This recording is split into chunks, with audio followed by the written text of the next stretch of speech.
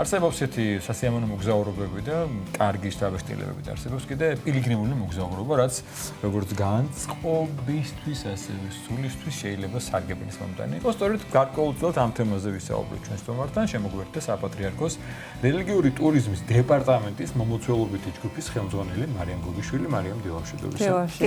მგონია რომ შარავანდი უნდა გქონდეს, იმიტომ რომ უფრო ხშირად წმინდანი დახარ, ვიდრე ოჯახის წევრებთან და აი ეს გარშემორტყმული მადლი შენი ასხივებს და ამაზე გვინდა გესაუბროთ გარკვეულწილად. ესე იგი, არაერთხელ ყოფილხარ ჩვენთან ეთერში და როგორც წარვადგინეთ, შენ ხარ მომლოცველობითი ჯგუფის ხელმძღვანელი საპატრიარქოს ტურიზმის დეპარტამენტის, რომელსაც მე უფესაბ ხელმძღვანელობს აქ აღნიშნოთ, მისი უწმინდა საფლავს ვაკურთხევი და ისრაელი, იერუსალიმის ყოველთვის არის შობას აღდგომოს სხვა პერიოდში და ასევე დაემატა სხვა მომლოცველობითი ტურები.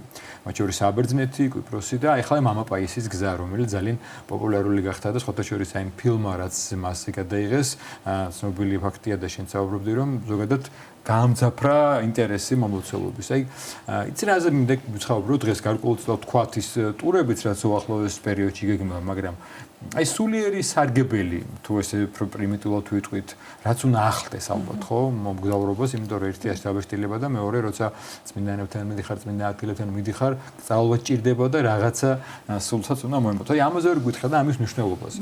მე ვიცი რომ ხშირად შენ და მოცურები, რომლებიც დაყვებიან ტურს, ამაზე დიდ აქცენტს აკეთებენ. გარდა იმისა, რომ მივდივართ მოსალოდსად და სიწმიდას ვეხებით, ეს არის სულიერი განვითარება და სულიერად იზრდები. აი ხა ეს ჩემი გამოცდილები და უკვე 16 წელიწადია, წელიწადში რამოდენიმეჯერ მიწევს ღვთისშეწევნით და მადლობა. სიარული რა არის, იცით ახლა, აი ჩემი პირადი გამოცდილებიდან არ არის რომ აი ჩავედი და აი ეს უკვე გავშინაურდი, არა, ყოველი ჩასვლა ჩემთვის არის მოწიწება, უფრო მეტი რამის შეძენა, განვითარება, სულიერი. და ასე შემდეგ და რასაც უყურებ ადამიანებს ეს ზრდის. ღმერთმა რადგან დაუშვა რომ შენ წმინდა მიწაზე იმ დროს ჩახვიდე, როდესაც აი მაგალითად ვნების კვირა არის, ბრწყინვალე შვიდეულია, ხო? იმ გზას გადიხარ, როგორც მაცხოვარმა გაიარხა, როგორც ისევ ამბობ ვერ გავივლით მაგ გზას ჩვენ ვერა, სოდეს ადამიანებმა რაც ვთილოთ, რაც ვეპატვინებით ყველაფერს. აი ამ ყველაფერს რომ გადიხარ, მე ვფიქრობ ადამიანი, რომ როგორი აი მაცხოვარმა როგორი გზა, ისე სხვა ადამიანი იყო, ხო, ვნების კვირას გაყიდა იუდა, წითელი პარასკევი და ასე შემდეგ, ხო? აი ადამიანურად მასაც შიოდა, მასაც წყუროდა, ისიც მარტო იყო, ტკიოდა, ხო? ჩვენც ადამიანები ვართ, ჩვენ ადამიანები პატარა რაღაცას ვერ უძლებთ, პატარა ტკივილს ვერ უძლებთ, რომ მარხვაზე რო არიან ბოლო კვირაში და ის ვერ იკვებებიან, როგორც უნდა იკვებონ, ამას წუწუნებენ. ძილი რო არ აქვს, იმიტომ რომ ის ისეთი პერიოდია, რომ ნახევრად არ გძინავს ფაქტიურად, დღე-ღამე შეიძლება 3-4 საათი გეძინოს. ამას წუწუნებენ ხოლმე და მე გვინდა რომ თან მაცხოვარ შევედროთ ჩვენი რაღაცებით ვაწუხებთ, მაგრამ მოწყალია იგი უფალი და მარიამ, შენ კარგი დამაღნიშნეთ, დიახ, რომ ესე იგი მართლა ძალიან ხშირად გიწევს და აი არავის არ აქვს მომენტი რომ შევაგვიდე სამსახურისთვის წავიდე. მე ვიცი რომ შენ ჯგუფში და ისე როგორც სხვა ჯგუფებშიც არსებობს ეს ზოგადად მომლოცველობითი ტური იქნება თუ ისეთი სამოგზაურო, არსებობენ ადამიანები, ვინც აი ხშირად დაყვებიან, ხო? შენ აი უკვე შენ ჯგუფის წევრები არიან. განსაკუთრებით იერუსალიმს ახალ იერუსალიმს ჩვევია ზოგადად რომ რაღაც იცის მონატრება და ჩამოსული ხარ ისევ გინდა და ზოგადად კარგ ტურს და კარგ მომლოცველობით ეს ახლავს მე მეგობრდებიან და ვიცი რომ შენ ჯგუფის ესტები არიან.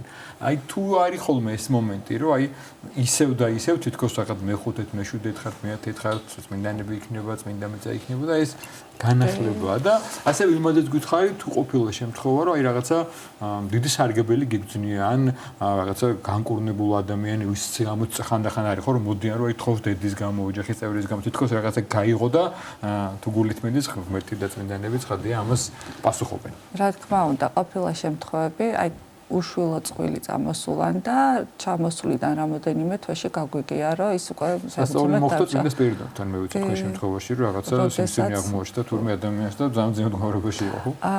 იცით რა არის?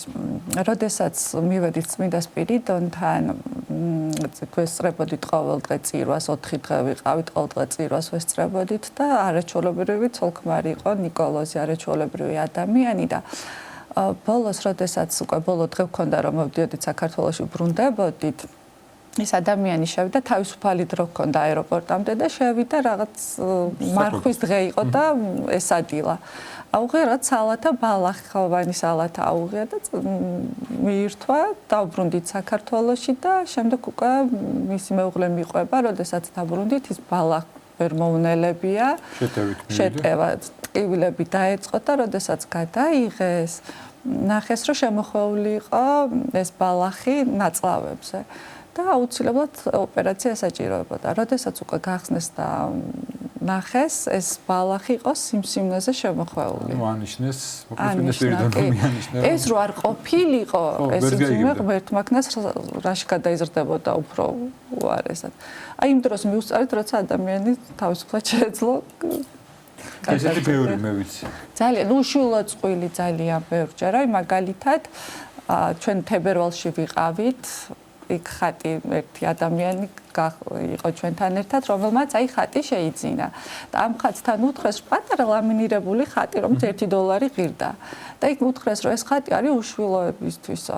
უი რა კაია, ჩემ ახლობლებს არ ყავს და წაუღებო. თვითონ სამი შვილი ყავდა, არც უფიქრია და ერთი რადგან თვითონ მოეწონა, დაიტოვა, ორი წამოუღო.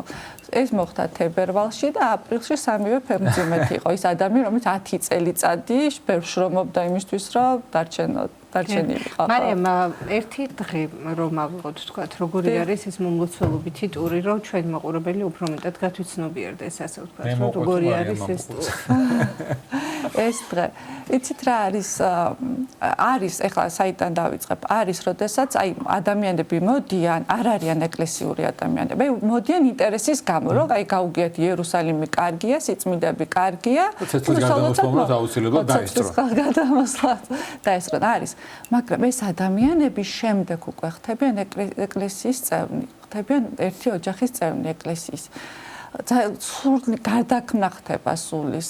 აი სულ სხვანაირად ხედავენ შემდეგ ამ ყველაფერს და ისეთი მორწმუნეები ხდებიან, უკვე შემდეგ უკვე მეორე წამოსვლაზე სამადლებლად მოდიან, უკვე მესამე წამოსვლაზე ინატრებათ იქავრობა და არიან, რომელიც აი კახამ აღნიშნა 10 წელია, 12 წელიწადია ყოველ აღდგომას არიან ჯგუფში. მე ესეთებიც ვიცი, რომ ამ მთელი წელი აგროვებენ ამისთან ხას, იმიტომ რომ არ აგროვებენ, ხელფას აგროვებენ, პენსიას აგროვებენ. მაჩურის ასაკოვანი ხალხი. რომ წამოვიდნენ წელიწადში ერთხელ. შეიძლება აღნიშნე, რომ შეიძლება ისეთი შემთხვევებიც იყოს, თავიდან ინტერესის გამოდის და მეორე ეკლესიურები ხდებიან, უწყობს თუ არა ამას ისიც ხელს, რომ ერთიან რამდენიმე სასულიერო ყოველთვის არის, რომელიც გარდა პარაკლისებისა, წირობისა, აღსარება ზიარებისა, მოთხოვნის შემთხვევაში თუ უნდა ესე იგი მრევლს და ჯგუფს, ასევე საუბრები, რომელიც არის ხოლმე, ხო? ესეც მოქმედებს თუ არა ადამიანს და ის განწყობა, იმიტომ რომ ეს არის ყოველთვის ლოცვითი განწყობა. მთელი მოგზაურობა ეს არის ლოცვითი განწყობა. ერთი ყოველთვის ახლა სასულიერო პირი გვახლავს ყოველთვის და მისი ქადაგება, პარაკლისები, განმარტება ყველაფრის. ასევე გიდი გვახლავს, რომელიც ყვება, ხელმძღვანელი, რომელიც არასდროს არ ჩერდება და ჯუმდება ჩემი სახით. და ეს ყველაფერი მოქმედებს ადამიანებზე.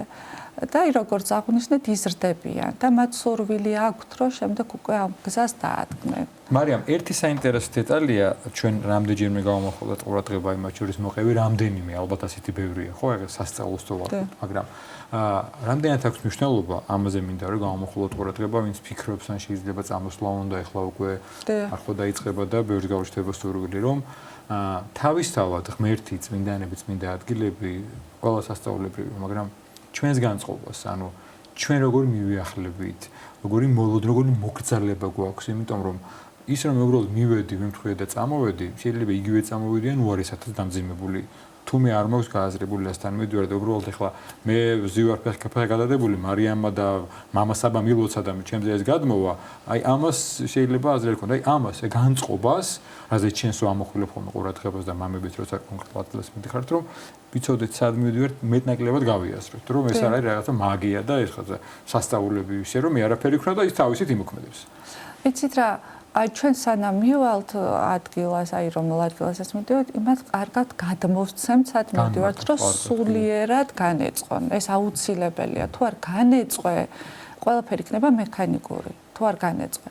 მაგრამ აი ყოფილა შემთხვევა, რომ მისულან მექანიკურად, აი რაცა მიახლნენ და მე მოსულან და აი ცრემლებით და რაც აი მარია, მე სად ვიყავ ეს რას ვემთხვი? აი კიდევ არ მჯერ, აი ესეთებიც ყოფილა, იმიტომ რომ აი იქ იმხელა მადლის სუფევს, იმხელა მადლის სუფევს.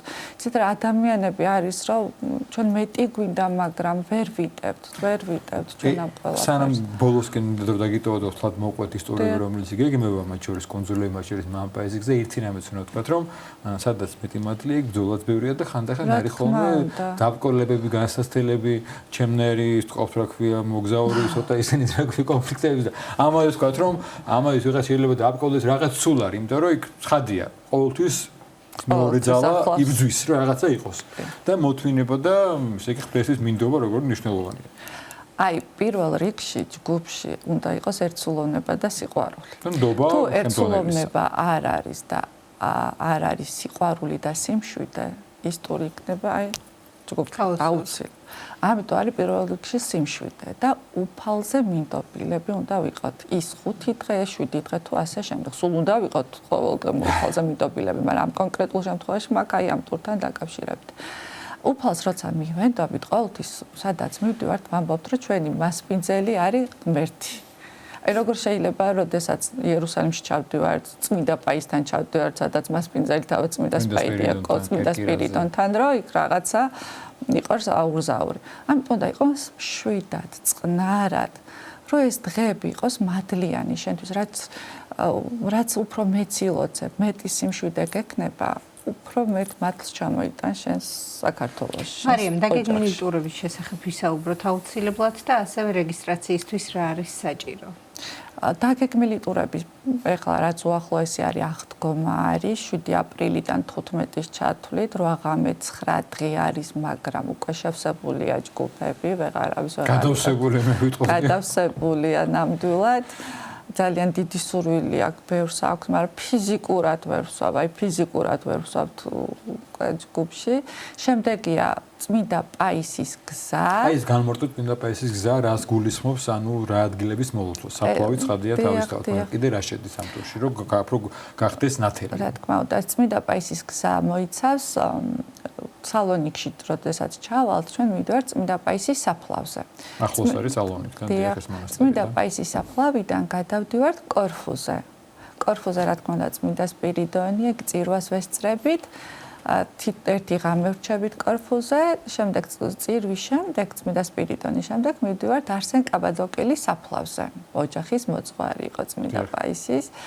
შემდეგ უკვე მის სულიერ შვილთან მივდივართ, რომელიც წმინდა პაისმა გაზარდა და გვესაუბრება სულ ამ თემასთან დაკავშირებით და შემდეგ უკვე 2 ღამე გადავდივართ კონიცა. კონიცა არის, სადაც მისი ოჯახი დასახლდა, გაიზარდა, მონასტრები ააშენა, ტაძრები ააშენა და ასე შემდეგ წმინდა პაისმა ამას მოიცავს. ათონის მთის გარდა რაც არის წმინდა პაისის გზა, ყველაფერს გავდივართ. და რეგისტრაციაზეც უთხრათ, რომ რა არის აუცილებელი, რა უნდა გაითვალისწინოთ. როგორ ხდება კონკრეტული მოხდები რა არის საჭირო? საპატრიარქოს დეპარტამენტია რაღაც გარკვეული სპეციალური ესეთი მოთხოვნები შეიძლება რეკომენდაცია, პასპორტი დაგჭირდება აუცილებლად და გასაუბრება. ჩვენ უნდა დაგვიკავშირდეთ მობრძანდეს საპატრიარქოში, ან დაგვიკავშირდეთ ტელეფონის საშუალებით. და კიდევ ერთი საბერძნეთში გაქვთ ხოლმე ტურები კონძულების და ისტორიის ვიცი რომ ძალიან მოთხოვნადია, რამაც გამოიწვია ის რომ წელიწადში ერთხელ რამდენჯერმე სთავაზობთ ხოლმე მოგზაურობს, ამაზეც გითხარით რა ტური. ეს არის არაჩვეულებრივი ტური, როგორც სიწმინდებთან მიახლებისა. საბერძნეთი საერთოდ ის მხარეა, რომელიც ძალიან ბევრ წმინდანს გაგაცნობს. ძალიან ბევრ წმინდანს გაგაცნობს. და ეს ტური არის როგორც სულიერად დატვირთული, ისე სილამაზით. სულიერად ისვენებ აქ. გარდა იმისა, რომ ჩვენ წირვებს, აი გამოქვაბულში აპოკალიფსის გამოცხადება, გადასახლების დროს, როდესაც ივანე ღვთისმეტყველს გამოცხადება მოხდა აპოკალიფსის, იმ ადგილას მივდივართ და წირვა გაქვთ. ეს არის პატმოსი, კუნძული პატმოსი. კუნძული ტინოსი, რომელიც სასწაულმოქმედი დედა ღვთისმშობლის ხატია, დაბრძანებული ტაძარში, რომ აი პორტიდან უკვე წითელი ბილიკია გაკეთებული, რომ მუხლის ჩოქვით ადიან ადამიანები და მადლობას წირავენ ღვთისმშობელს. ეს არის ანდროსი, ეგინა, ევია. ძალიან იცით როგორი ტურია ეს? ყველა მოდა ნახოს. აი აუცილებლად უნდა ნახოს. აი როგორც სიწმინდებით აღნიშნე სილამაზით, სულიერად აი ისვენებს, სულიერი დატვირთვა აქ ამას ისვენებს სულიერად. ეს არ უკვე ნიში, ხო? ესე იგი, ეხა სააღდგომო ტური, მე მამაპაისი და მე უახლოესი ტური. 7 ივნისიდან 13 ივნისის ჩათვლით არის 7 დღიანი ტური. მოგმართონ საპატრიარქოში? დიახ. დიდი მადლობა მარიამ, შევახსენოთ ჩვენ საპატრიარქოს რელიგიური ტურიზმის დეპარტამენტის მომლოცველობითი ჯგუფის ხელმძღვანელი მარიამ გოგიშვილი გვესაუბრებდა.